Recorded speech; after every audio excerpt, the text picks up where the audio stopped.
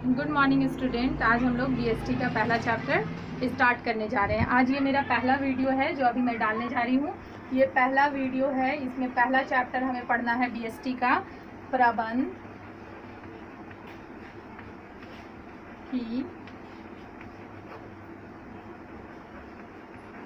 प्रकृति एवं महत्व।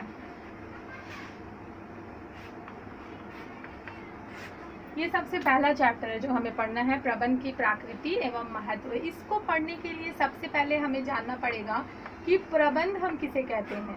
प्रबंध इंग्लिश में अगर मैं इसे समझाऊं तो प्रबंध का मतलब होता है मैनेजमेंट। किसी चीज़ को मैनेज करने की जो क्षमता होती है उसे प्रबंध कहते हैं।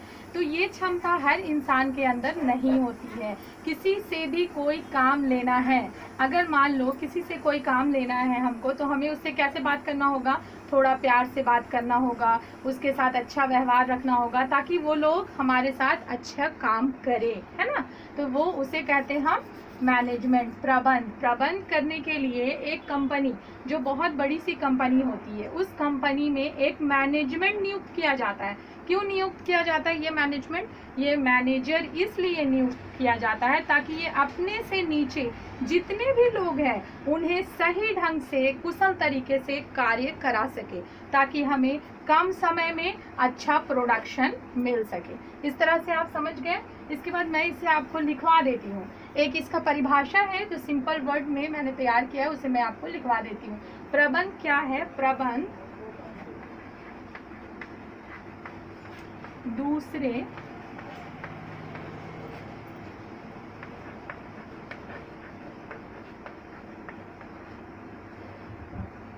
दूसरे व्यक्तियों से कार्य कराने की युक्ति है। दूसरे व्यक्तियों से हमें किस तरह काम कराना है ये जानना ही प्रबंध कहलाता है। इस प्रकार वह व्यक्ति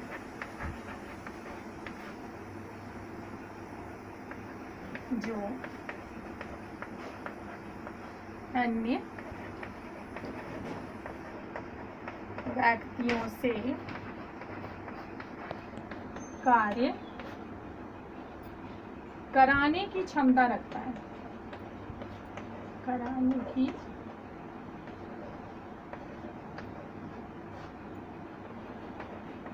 क्षमता रखता है, प्रबंधक कहलाता है।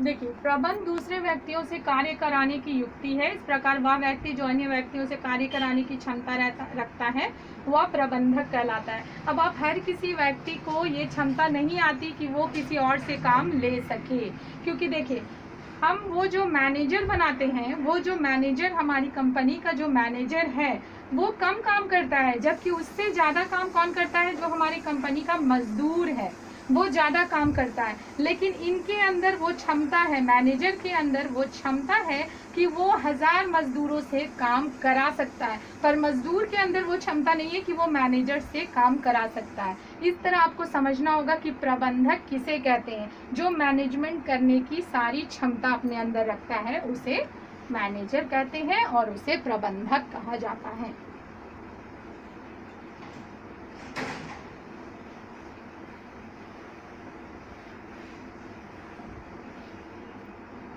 इसके बाद आप और लिख लीजिए थोड़ा सा। प्रबंध का अर्थ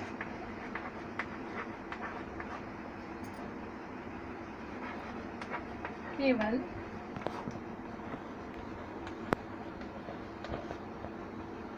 कंपनियों, फर्म में नहीं,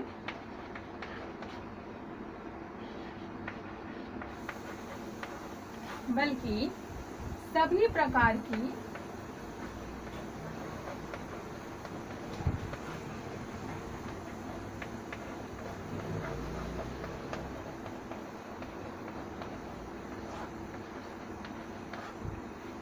सभी प्रकार की क्रियाओं में होता है जहाँ मानव की आवश्यकता हो।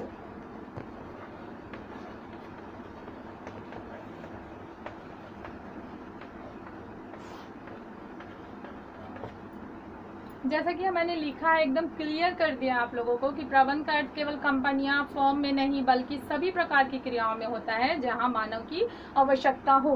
अब आप इससे ये समझ सकते हैं कि जहां भी कोई मजदूर काम कर रहा हो उन सब जगह एक प्रबंधक की ज़रूरत होती है। तो हर जगह, हर दुकान में तो कोई मैनेजर नहीं रहता, तो जो मालिक होता है वही मैनेजर बन के अपने से छोटे या अपने से नीचे के स्टाफ्स को सही ढंग से काम करने के लिए प्रेरित करता है। बस यहीं पे हमको जानना है। और प्रबंधक का जो मुख्य कार्य है वो मैं आपको लिखवा दे रही हूँ।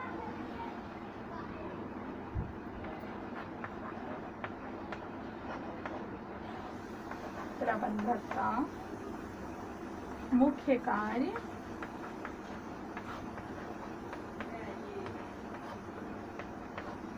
क्या क्या है? पहला आप लिख लीजिए, नियोजन। सेकंड में आता है संगठन। थर्ड में आता है निर्देशन।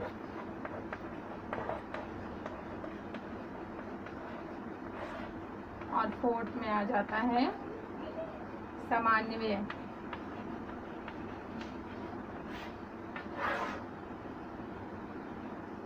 फिफ्थ में आता है नियुक्तियां।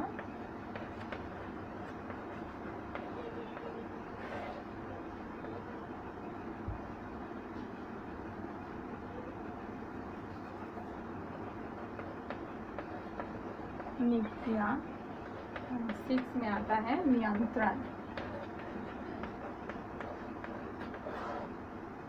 ये प्रबंध के मुख्य कार्य हैं। पहला क्या हो गया? नियोजन, दूसरा संगठन, तीसरा निर्देशन, चौथा समन्वय, पांचवा नियुक्तियां और छठवां नियंत्रण। ये प्रबंध के मुख्य कार्य हैं।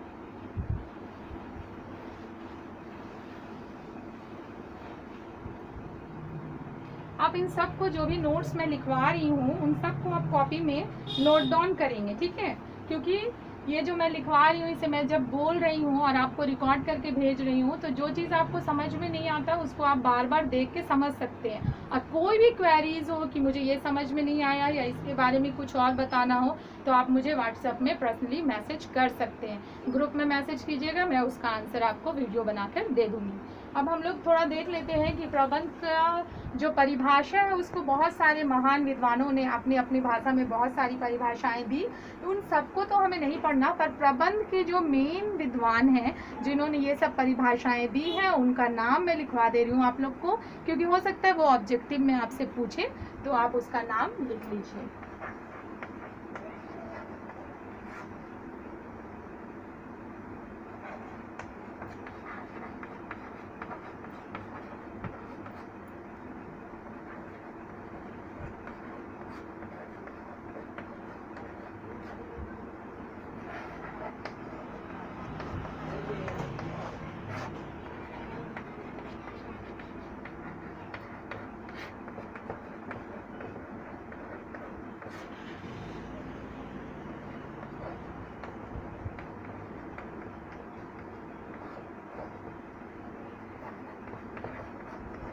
प्रबंध के बारे में बहुत सारे विद्वानों ने अलग अलग तरह से अपनी परिभाषाएं दी हैं।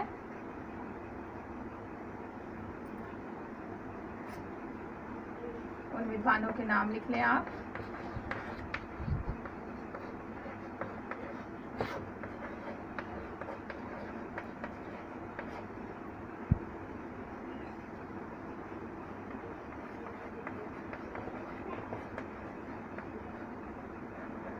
Stanley veins.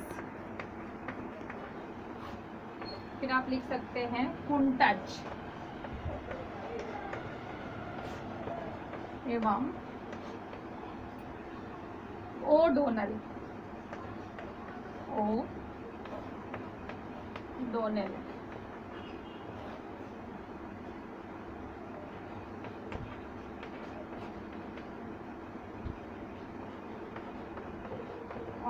10।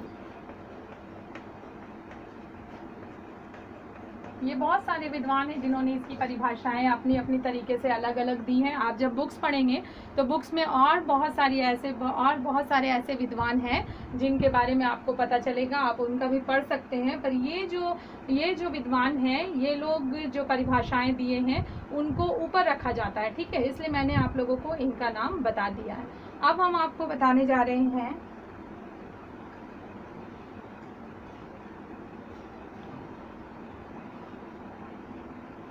इतना लिख लीजिए आप लोग, इसको कॉपी में आप लोग लिख लीजिएगा, और उसके बाद फिर नेक्स्ट क्लास हम लोग कल फिर मैं नेक्स्ट वीडियो डालूंगी। अगर आप लोगों को कोई क्वेरीज हो तो उसमें पूछ सकते हैं। Thank you.